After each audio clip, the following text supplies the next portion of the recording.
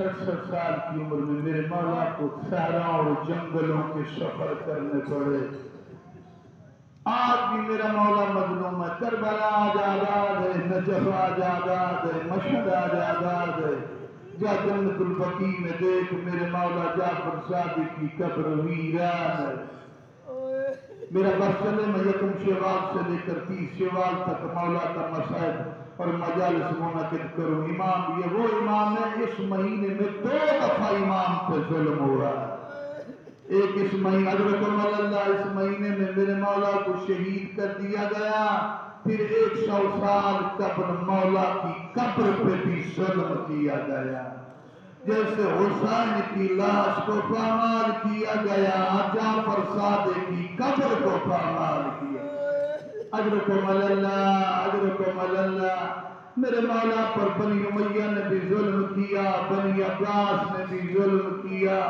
60 سال کی زندگی غربت اور مظلومیت میں گزر گئی. تاریخ کا بہت شفاق اور ظالم بادشاہ منصور، خدا اس پہ لعنت کرے، میرے مولا کو بہت اذیت دیتا تھا. میں نے کتب میں خود پڑھا ہے، جب لوگوں نے بتایا نا جعفر صادق کے لوگ ہاتھ چومتے ہیں، مسئلے پوچھتے ہیں، اس نے فوج کو بھیجا جا کے مدینہ میں جعفر صادق کے گھر کو آگ لگا دیا. تو آج تک کربلا کے خیام کا جلنا سنتا اور پڑھتا رہا ہے. ان بغیرتوں نے بڑی بے دردی سے میرے مولا کے گھر کو آگ لگا دی. میرے مولا آگ میں چلتے ہیں، کہتے ہیں انا ابن ابراہیم، میں ابراہیم کا بیٹا ہوں. میں آگ آنتے کہتا ہوں بقیع میں مظلومیت تیری قبر پہ بچ رہی ہے، برس رہی ہے. مولا آپ کے جد ابراہیم کو جب آگ میں لائے وہ تنہا تھے، تیرے اس گھر کو آگ لگائی گئی، تیری چھوٹی چھوٹی بیٹیاں روتی رہی. ایک واس کا جملہ جب آگ ختم ہو گئی، میرے مولا کی چھوٹی بچی رو رہی تھی، امام کو بڑی پیاری تھی.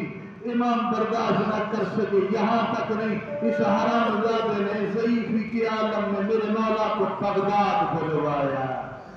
مولا اس دربار میں آئے جس میں آنے کے قابل نہیں تھے. 60 سال کے ضعیف امام ہے، دربار میں آئے. یہ حرام زادہ منصور شراب پیتا رہا. میرے مولا کافی دیر کھڑے رہے. حافظ بشیر حسین نجفی نجف والے کہتے ہیں اتنے تھک گئے کہ ایک پاؤں میرے مولا اٹھاتے ہیں، جب وہ تھک جاتے دوسرے پاؤں اٹھاتے. دعا تک بی بی سکینہ کا دربار میں پاؤں کا اٹھانا اور رکھنا پڑتا ہے. چھوٹے بچوں کے لیے بھاگنا چلنا پاؤں اٹھانا اتنا مشکل نہیں جتنا 60 سال کا میرا ضعیف. میرے مولا جب تک فرمایا منصور تو میرے اوپر کیوں ظلم کرتا ہے؟ میں نے تجھے کیا کہا ہے؟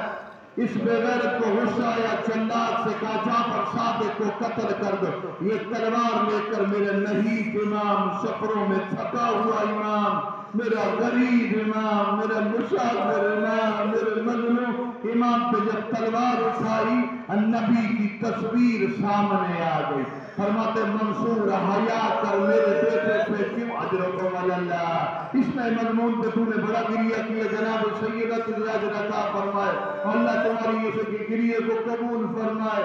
میں قربان جاؤں. اس بے غیرت نے بلا کر مولا کو چھوڑ دیا. کبھی مدینہ میں سفر کرتے ہیں، کبھی صحراؤں کا سفر کر کے دادا کی قبر پہ کربلا جاتے ہیں، کبھی بصرہ کا سفر ضعیفی کے عالم میں مولا پہ ظلم ہو رہا ہے، غربت میں زندگی گزر رہی ہے. آخر اس حرام زادے نے کہا حوالی مدینہ اتنا عرصہ گزر گیا ابھی تک تو نے جعفر صادق کو زہر نہیں دی. اجرکم اللہ. اس بغیرت نے میرے مولا کو زہر دی. بڑی سخت زہر تھی، بڑی مظلومیت سے میرے مولا کا وقت گزرا. اس امام پر جو یہ ظلم بیان کر رہا ہوں کسی امام پہ نہیں ہوا. ہر امام اپنے جانشین کا اعلان کرتا رہا.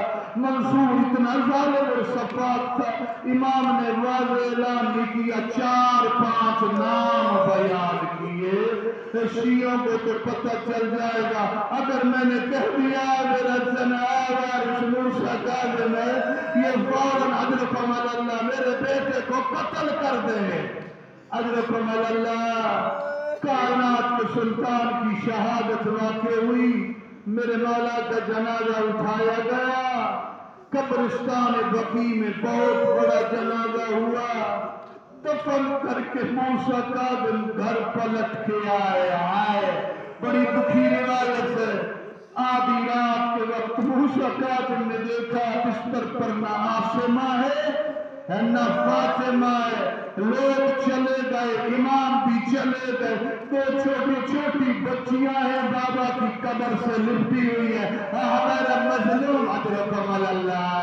حضرکم اللہ ہمارا مظلوم بابا جعفر صادق ہمارا قریب بابا جعفر صادق میرے مولا نے آپ کے بہنوں کو پیار کیا میں کہوں گا مولا آپ کی بیٹیوں نے آپ کی جدائی میں تڑپتی رہی لیکن آپ کی بیٹیوں کو بھائیوں نے پیار کیا تماچے تو نہیں مارے گئے کسی نے مدینہ میں کربلا کے میدان میں لے آپ کے جب حسین کی شہادت سے پہلے زخمی حالت میں شبیر دیکھ کر سکینہ کو تماچے لگتے رہے فقط یہاں تک نہیں کربلا سے کوفہ سے شام تک طویل راستے میں تیری بیٹی کو جس کا دل چاہا تماچے مارتے